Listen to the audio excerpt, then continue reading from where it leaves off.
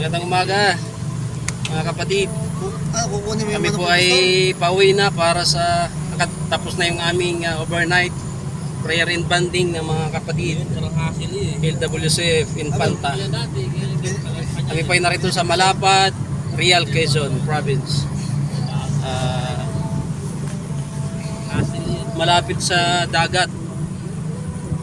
Masarap po yung aming banding kagabi. Nanghuli po kami ng mga kasag, sihi, kung ano yung aming madampot na pakinabangan kagabi.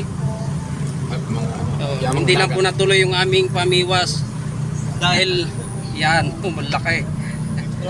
Dahil ay malakas ang alon kagabi. Kasama ko po yung gwapong driver, Kuya Julius, kanya rito sa sakyan.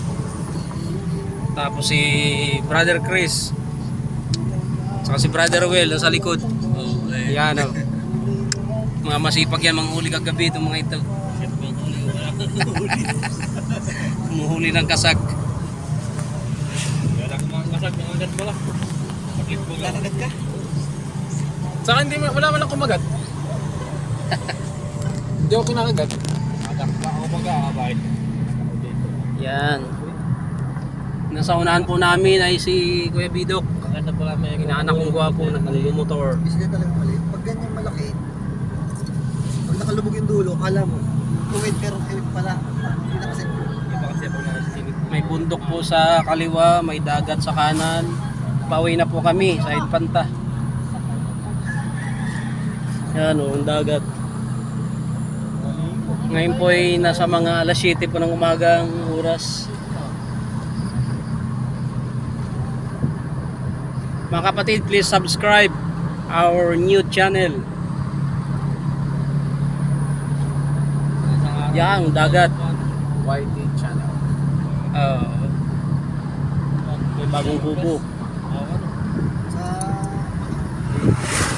araw, April na, sakto na April ay. Maganda dito mga kapatid. Sarap ang simoy ng hangin. Dagat ng Pacific, sariwa. Maganda ng views kay Julius. Ayan.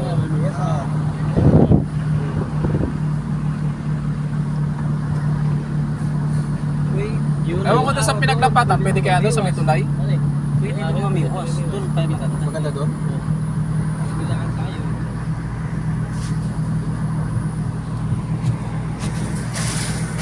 Yan lamang po mga kapatid. Muna ang ating video sa ngayon.